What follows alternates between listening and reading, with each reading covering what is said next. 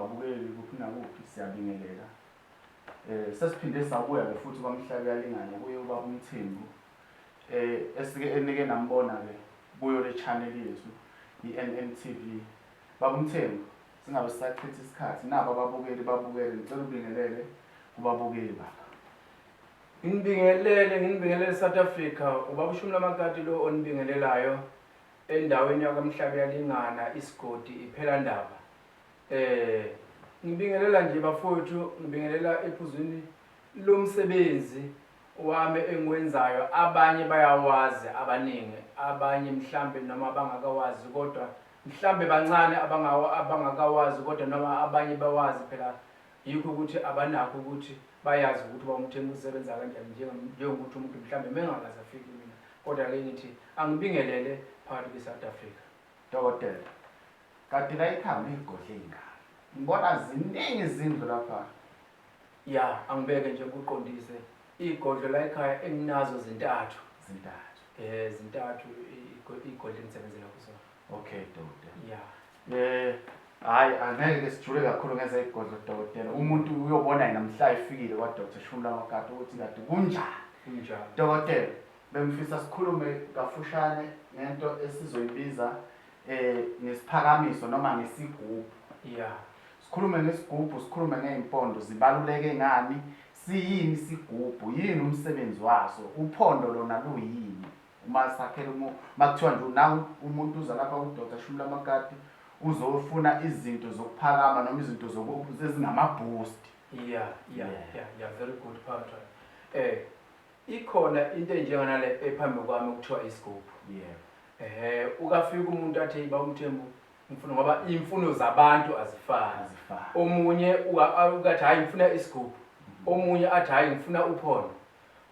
Bese kuba ukuthi mathe ufuna uphondo ngizomenzela uphondo.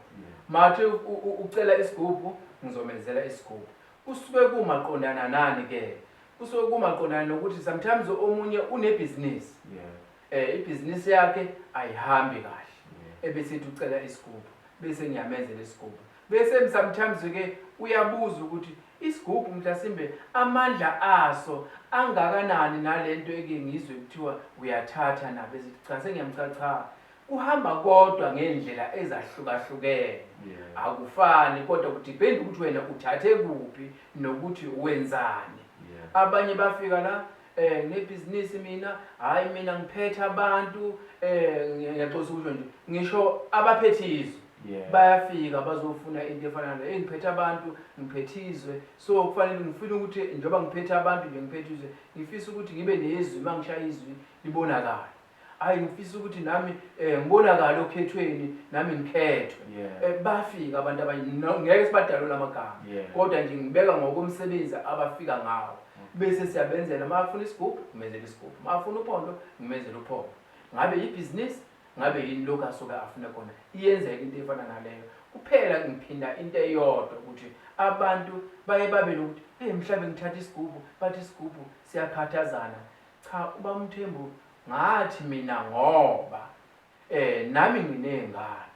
Ngeke ngithi ngidla imali kanti sengidla igazi lana lezingane zami. Noma sengidla igazi labazali bami. Into ethintana negazi la ekhaya asiyisebenzisi, angiyithathanga.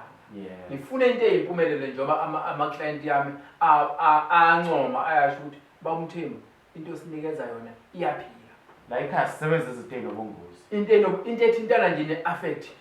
Dokotela, asihlebe kancane lesiye la kule iy'gubhu zala ekhaya ngabe ziyaphakelwa noma uyangikhandela nje unginike bese ngiyobeka la ngibeka khona isebenze. Kuba kanjani? Uyabona le iphakelwayo? Ile ne-affect leyo. Okay. Ngoba once wathi ufanele unikeze umuntu into ephakelwayo, iyadla leyo nto leyo. Obvious kusho ukuthi izodla ifamily yakho leyo. Akufanele nje uzuthathe into ezophakelwa. Okubaluleke okulapha esigujini akuphefumuli.